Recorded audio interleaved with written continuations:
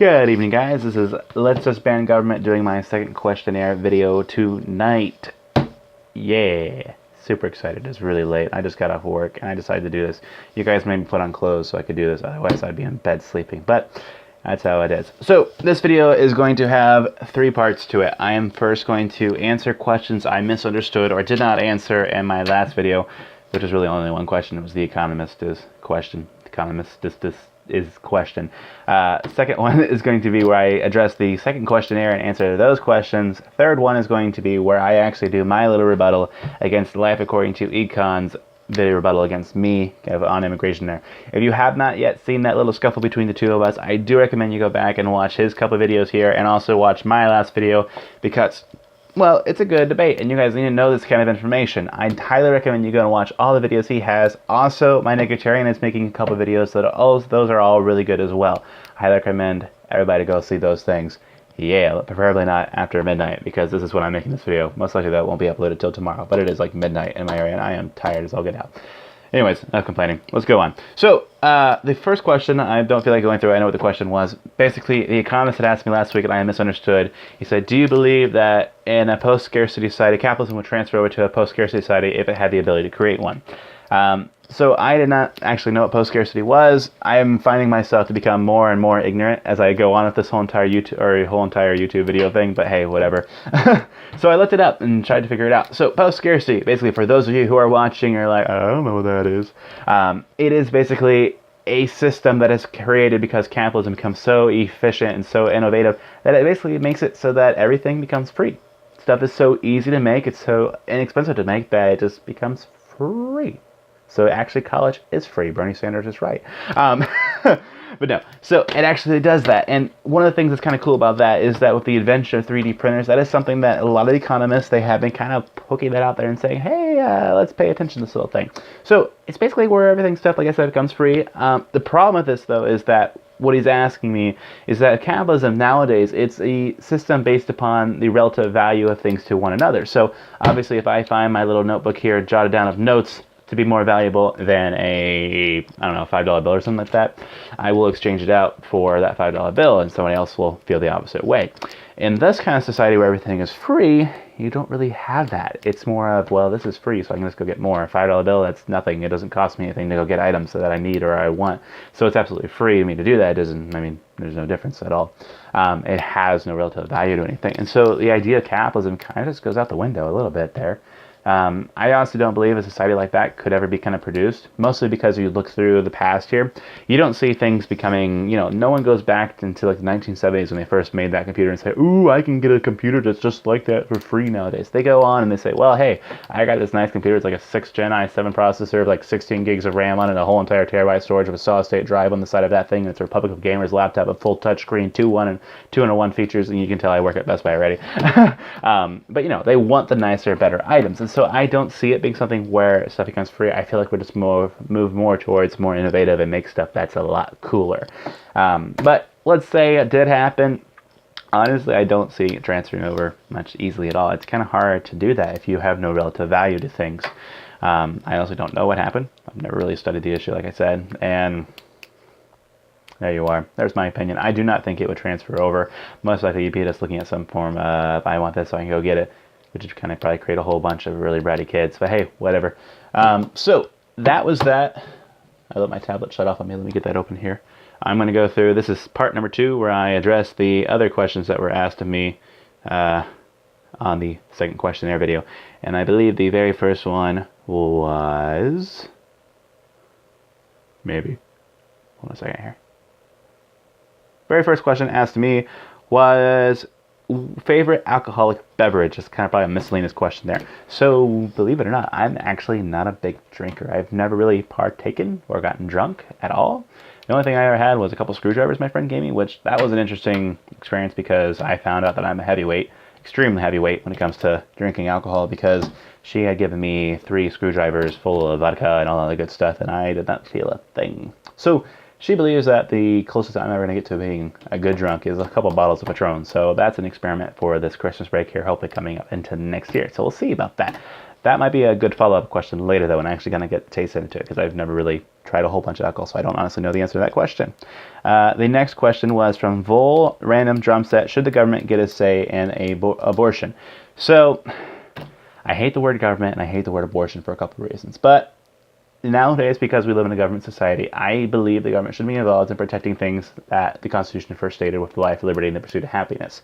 So for me, abortion is kind of violating the life of an individual, that baby that's inside the womb that will grow up to be something like that. So the concept of the government getting involved, if the government bars people from having abortions to protect the life of the baby, yes, I kind of believe it should. Now, this is going to be something, too, that this is part of why I call myself a confused ANCAP, because as a Christian, I can't sit there and say, hey, we should allow people to have abortions when it's a clear violation to me of the life of a child. It's kind of one of those things where it's like, no. But as somebody who understands economics and that stuff, it's like, And then this is also kind of goes into the questions later where I'm still kind of tossing and turning about them, where somebody would say, they asked me later here, basically, do you think no, that's not it. Where was it here? How would you go about preventing abortions in an anarchist society, or should we? That is one of the things that I feel like in an anarchist society, we act like we can be able to be able to defect things like murder, rape, and that kind of stuff, and have consequences against it. So in abortion, I hope we'd be able to fall into the same categories there. But I'm honestly more concerned right now about the current society and making our economics kind of more free. I've looked at that. That's just something that might be happening in the future I have to look at, but we are nowhere close to an anarchist society right now. So I don't really bother those questions. I honestly don't know. I really don't know. You act like I have a lot more knowledge in this little head of mine than I really do. So yeah, I don't know. There you go. The next question was a little bit of a weird one. It was from, oh, by the way, the last two questions, there was one that was from Fish Cheer, and then also the question was Vol Random Drums. I think I already said that. But the next question here is from Blake is a Fag. Nice username. Have you ever killed anything? Bug, deers, act don't count. And he went further to explain, and he said, people, cats, dogs are examples of things I've killed. So I have put a dog down, but this was also like my pet from when I was really little, and she was suffering from Alzheimer's seizures, and she was like fretting around because she had gotten so old. So we had put her out of her misery, and that answers your question. I have killed stray cats before. Rabbits. I used to go rabbit hunting all the time, so yes, I've killed rabbits. You didn't say anything about rabbits. You said something about deer, but not rabbits. I have killed birds, ducks. I went duck hunting once and got a killed bird. I've killed things like possums and raccoons in my car. My car's name is Bernard. He loves to kill possums. But no, I have never killed a person. You need to ask better questions. Continuing on with the questionnaire here. The next question was from Mind Vegetarian, who, if you haven't seen his videos, go see his videos. But he said, do you think a private citizen has a right to use lethal force on someone who has broken into their house and is stealing their property, but does not pose an immediate threat? Maybe they are fleeing, and the only feasible way to get your property back is to shoot them. And I say, yes, that is called standing your ground. So if someone comes into my home and they are stealing my property, or they've come and broken into my home, they are first violating the concept of the NAP, the non-aggression principle, by breaking into my property. So by them breaking into my property, I have the ability to violate the NAP against them as well, in compensation for my damages. Obviously, if someone is running away from me, I most likely will shoot to wound, not shoot to kill. But if they have broken into your home and they are running away, you should have the ability to say, hey, they stole my stuff. They should face the consequences of that. Pop. You're gone. Because most likely when I grow up, it's going to be with my wife, kids, whatever like that. And if someone's in my home and they violate that, that's going to be important to me. So I have absolutely no objection to someone who shoots and kills another person who has broken into their home, because they were being stupid and broke into the home anyways. Yeah. Concept there. And then there is a question here from Rothenstein that says, is there any reason why you would prefer regulation over standardization of business? And I say no, not at all. I don't believe there is a single thing the government can do actually that is better than the free market. I've stated this opinion very clearly on the regards of the education system, FDA, the EPA, everything. I don't think there's a single thing the free market wouldn't be able to do that the the government can do. And people come up and they say, oh, what about the FDA and all that good stuff? People need to realize that companies out there, they already kind of check their products or anything like that. There was a local news report of the hoverboards that are blowing up in fire and everything. Our local news station said, only use these hoverboards that have been approved by this company because they are safe to use. And that happens in the free market right now. Your refrigerators, your toasters, your cell phones, your headphones, your pens, they're all in some sort of safe form regulated by some sort of industry. And the reason behind that is that retailers who make headphones, they make these shirts, sweaters, everything like that, they can get a higher market value of the item because they can tell you, you know what, I'm going to trust these set of headphones for you because they're really nice, active noise canceling and everything, but I want to make sure you know I went through a 16-step check to make sure that these things are wired securely, that they're not going to blow up on your face, make it so you have scars that are maybe like you kind of look like a badass. I mean, not saying you're not a badass, but they don't want to make your beautiful face destroyed. That kind of stuff. They have the initiative to actually do that. And the FDA, all it has to it is time wasted, basically. The FDA comes in through and, okay, let's first go step back here, too. If you have a company that's competing against each other for regulations like Medicaid or medical stuff like that, a company is going to have to suffer two consequences they screw up. First one being time, first one not checking the item thoroughly enough. So if a company is trying to push out really fast on time but doesn't check an item thoroughly enough and it ends up being dangerous, they will cost themselves business because no one trusts them. But on the flip side, if a company checks an item too much, they're going to cost on time, and the cost of checking that item or getting it through the process there is going to go way up because they're doing so many checks over and over again, and they're going to lose business because of that. So what happens is that there's a clear balance between the two of where that median is because, well, free market's awesome and that happens. The FDA, on the other hand, because it's a government entity, it has no incentive to take time because it has no loss of money. Everything in this country, everything from your prescriptions to your over-counter drugs, they all have to be approved through the FDA. And so what happens is that in the fear of being consequented because it didn't check something thoroughly enough, the FDA has added on regulations of regulations of regulations of regulations of regulations, regulations times 10 to the extra whatever you want to call it there, regulation. That's why so many things that go through the FDA, if you do research on for items, that's why medication costs so much nowadays, is because of all this stuff and also subsidization of the healthcare industry. But there are thousands of regulations probably on just medical stuff to begin with, and because they have no consequence to this, they're taxpayer funded, so they don't lose their money at all. They just push on these regulations over and over again. If the FDA was privatized, people would be able to have that option where they could choose a different regulatory business and be able to pick out medication for themselves. Also, if the FDA was abolished, we'd have the whole entire issue where, hey, medicine's a lot cheaper, so yeah, helps everybody out that way too. But no, I don't think there's a single reason at all why we should be able to give or do regulations for businesses. The free market's going to be able to do that a lot better than anything we could do. And the same thing with the food companies. Food companies, if a newspaper comes out, a good trick from news companies would be basically, hey, can I come in and see how your kitchens are looking for my news article about how clean kitchens? And someone says no. This person at your local newspaper located at this location with this restaurant name said no to an inspection in their restaurant. Be careful eating there. That's like the whole entire system of checking this kind of stuff out. So no, I say no regulations because we don't know what the free market's going to be, but whenever we leave it alone, it fixes the issue. It just happens to work like that. So that was the end of the questionnaire. I was a little bit disappointed because it was a little bit slower than last time, but here comes the fun part. I gotta debunk little Life According to Econ's little post there. So I think when Life According to Econ and I started doing this whole entire video, going back and forth between each other here, we didn't really specify anything on terms or what we were actually talking about. We just kind of threw little nits and nuts at each other. So it kind of got a little bit confusing if you watched the last debate there. So I want to establish terms. When I was talking about immigration, I was talking about, illegal immigration coming into the country, people looking to better their lives, but he kind of interpreted it as more of the refugee crisis. So tonight I will actually incorporate both of those.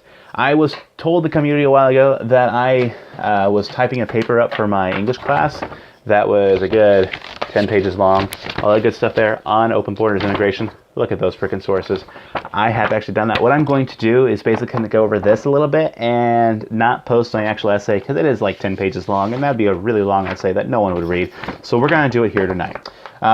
There's a couple points that Life According to Econ brought up, and I want you to know these before I go into the whole video. So the first one, he made a big issue about my clarifying, or the baby to immigrant poster, where I said that immigrants coming into the country are going to have taxable income, where a baby who is owned by somebody is going to be 18 months or 18 years of their life dependent on the welfare system. He kind of took that as I was encouraging population control.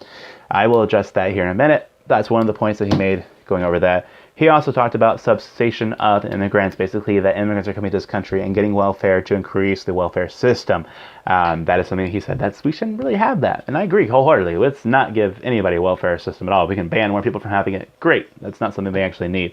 The second part he talked about was basically a form of wage depression. So that was basically a little bit of a supply and demand thing, where if you have a certain level of jobs and more people come into the market to fill those jobs, the demand for those jobs basically increases, and the employer can pay as low of a wage as possible he wants because he has more people to pick from. So that is something there that he kind of brought up a little bit. That's kind of basically what his argument was. If, by the way, Left Corny Con, if I make any kind of misconceptions here, please let me know so I can make another video addressing those as well. And then address my notes. So, to really get into the immigration debate, I think it is important that we actually know the immigration history of the United States, because there's a lot of things that go through our history about immigration that really kind of tells you where we are today, what we stand on those items, and what we should do in the future. So I'm going to kind of just give you notes for my paper where I did this, and we're going to go over this.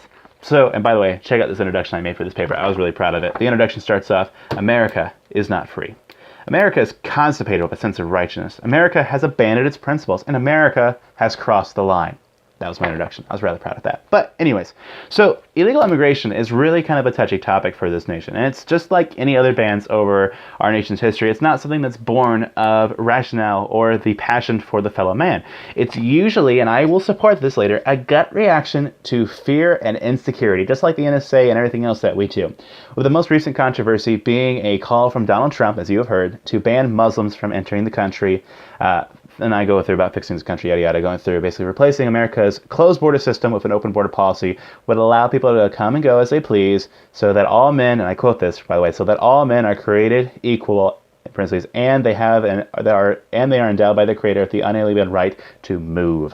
So, when starting the history of immigration, America already knows pretty much about the Pilgrims that journeyed seeking religious freedom back in the 1600s. The Pilgrims were religious separatists, merchants, adventurers seeking religious and economic freedom from Europe that led to the creation of the American colonies. In the start of the colonies, immigration was still an issue, believe it or not, with the rise of slavery and convict work in the colonies. So, some of the very first immigrants that were sent to America were actually involuntary. They were slaves from Africa and convicts who were actually packed on ships from England and left on the base of the colonies that said, hey, we don't want these guys anymore. They're filling up our prisons and costing us money. Let's just give them to you guys. So, slaves were brought over for cheap labor, as everybody knows, starting in 1619, but convicts were sent over because England, like I said, didn't want them in their prisons.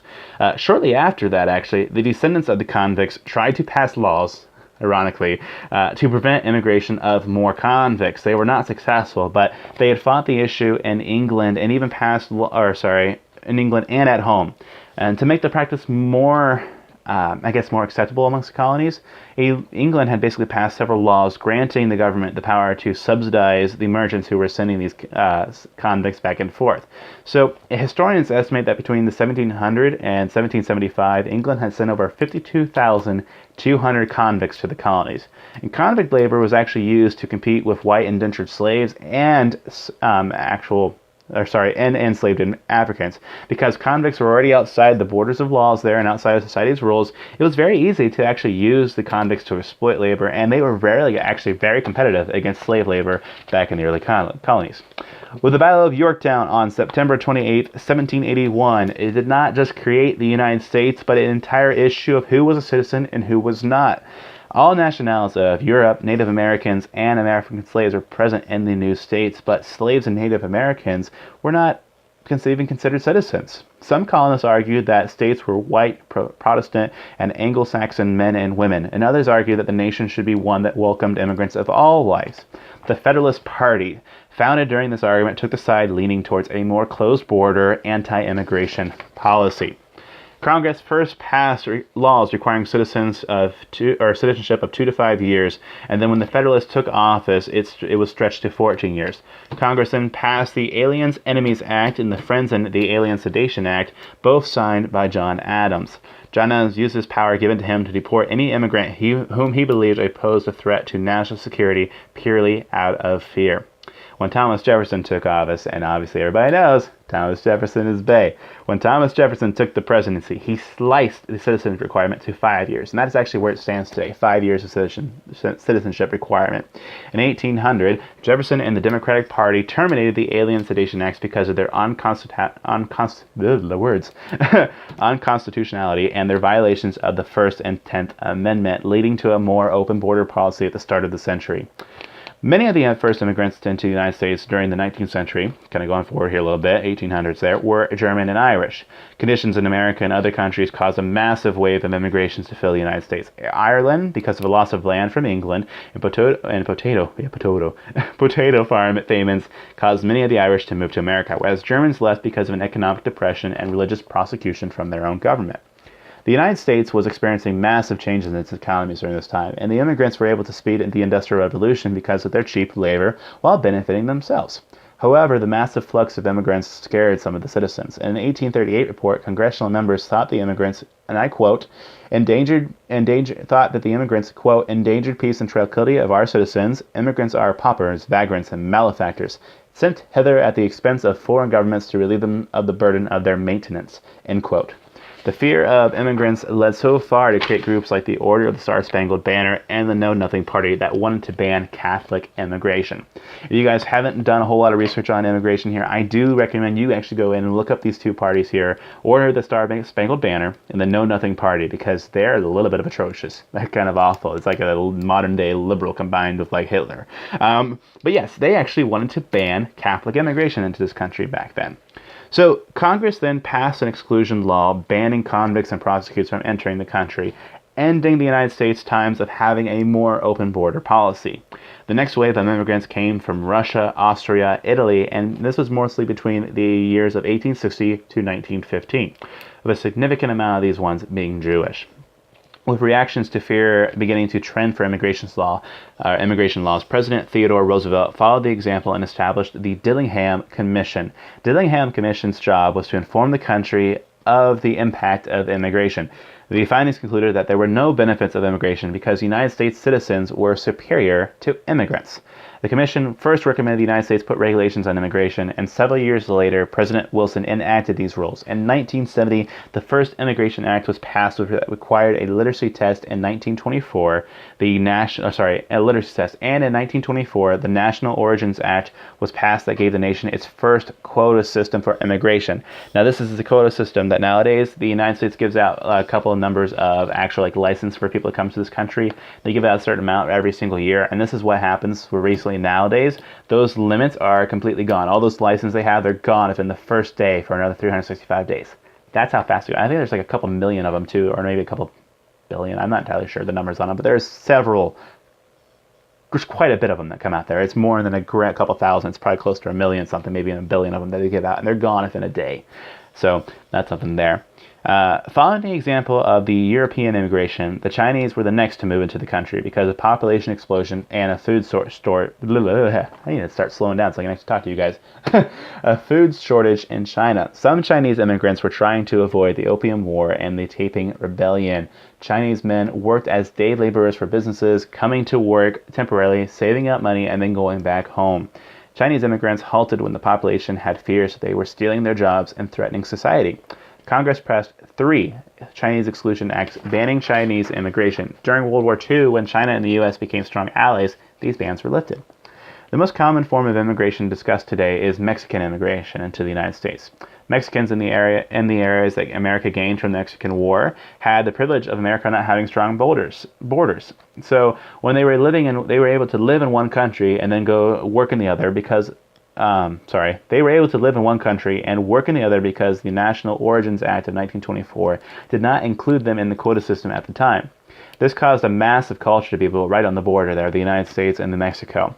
When the Great Depression started hitting the United States hard, though, Mexican immigrants started to move to the country in droves because businesses needed cheap labor again. This started the first campaign against Mexican immigrants once again. With the public support, Border Patrol was able to send thousands of Mexican immigrants back to Mexico, even though some of them were actually qualified citizens. So these were actual people, Mexicans here, who had been here long enough to meet the citizen requirement, and they were actually American citizens that were sent back to Mexico just because they were Mexican. With the United States building its public services with welfare and no longer having its border for open immigrants, it passed laws to restrict immigrants from welfare, working and penalizing employers who hired illegal immigrants. Keep this in mind, it's still illegal today for an illegal immigrant to have access to welfare. Not saying that some governments don't give them welfare, or that some things that laws that, do that, but they are not supposed to. It's supposed to be illegal. President Kennedy and Reagan both passed laws enforcing these principles that led to higher tensions between citizens and immigrants. Coming to a close within the past 10 years since the attack on September 11, 2001, the United States passed the Patriot Act in the Homeland Security. The United States has spent billions on its immigration strategy, and in 2006, it passed a bill to construct a 850-mile fence along the Mexican and U.S. border. So far, there has been absolutely no true answer to the border immigration history. So, kind of going through, that was a little bit of a rundown in the history here, and the paper goes on a little bit more, but what I'm going to talk to you about is the next few points. So, there are 3 myths to immigration that we should address. The first one being that immigrants steal our jobs. So, immigrants that come into this country, a lot of people, and you see this amongst the right a lot too, is like, don't let the immigrants come in here because they're going to steal our jobs from our kids and ourselves. There is absolutely no stance behind this at all. Immigrants at all. If you look at economists, I have in here quoted economist Anthony Davis from Learn Liberty. I have quoted in here Ben Powell of economics at Suffolk University. There are other economists. George Barbahos from the university, I don't know exactly, I didn't write that down here, but they all come out and say that immigrants have no impact on jobs. And there's a reason behind this. So when an immigrant comes into the country, I guess I should explain, when an immigrant comes to the country and he takes a job from a working American, it's really easy for the American to look at that and say, well, this immigrant took my job. And, the media comes in of its whole entire camera right on that dude and says, hey, look what happened. This guy took his job. But this is kind of a fallacy of what is called the seen and the unseen. So we see that the man lost his job to the immigrant, but what we don't see is that the immigrant, because of his demands for food, money, housing, all this other good stuff, has actually created another job for the other man. And so when you're going back and forth between the two, and I actually have a nice little picture I put in my essay here, you can see that immigration rates, it's not a whole lot there, but they're kind of scattered over the plot between what the unemployment rates there and immigration rates for the country. There is no strategic to that at all. And it has to do that this job displacement happens. The second myth to immigration is that they depress our wages. And that's just kind of what Life According to Econ was making there as well. So it's a basic kind of supply and demand thing. If more people come into the economy and there's only a set amount of jobs, you would think it would depress wages because there's less people, or there's more people to pick from these jobs, so they can decrease the wages. This is actually not true as well, and this has a couple of reasons to doing. So the American workforce in our country kind of looks like a diamond in shape. We have very few people at the top that have PhDs, the really high doctorate CEOs, and you have very few people at the bottom who have less than a high school degree. We have a lot of people, though, that are right smack dab in that middle that have a huge amount of college degrees, they're bachelors, they graduated from high school, they might have some in business in the retail world, whatever it is. That is mostly the American population. But immigrants, on the other hand, that come to this country are more likely to be on the bottom, where they have less than a high school diploma, and they're more likely to be at the top, where they have a PhD. And this actually is supported that when in the United States here, that native-born citizens in the United States make up less than 1/3 of people without high school diplomas, and they only make up about 30% of American PhDs are born, or 30% of American PhDs are actually born inside the United States. So there is not the workforce that isn't being impacted. It's different forms of workforce. Immigrants come in, they take different jobs. And it even has to do with the fact that when immigrants demand things, they create more jobs, and because there's more jobs, there's there's more supply of jobs, so the demand then again kind of balances out, and you don't see wage depression as an issue. The third myth about immigration is that they cause a net decrease on the economy. This is something else that is not supported by economists across the board at all. There is not a single economist out there that says, and even George Barbahos, who I quoted here, he's an anti-immigration person here, but he even estimates that a couple years ago, the immigration rates, illegal immigration to this country cost about $12 billion extra into the United States economy, and if we did his formulas nowadays, it's about $36 billion to the U.S. economy. Trade of goods, you have to think about this like basically a good product. If someone's trading values between each other, the trade of jobs and everything is going to be just about as valuable as the trade of goods. So I'm looking at my timer here in the video. I'm going to pause this. We're going to actually make this 2 videos because my phone apparently has a timer that is going to go out in about 15 seconds. And I obviously cannot finish this video in 15 seconds here. So yeah, hold on a second here. Next video is going to be posted here in a minute, guys. Let me know basically, hold on a second here, I'll finish it. Just watch the next video.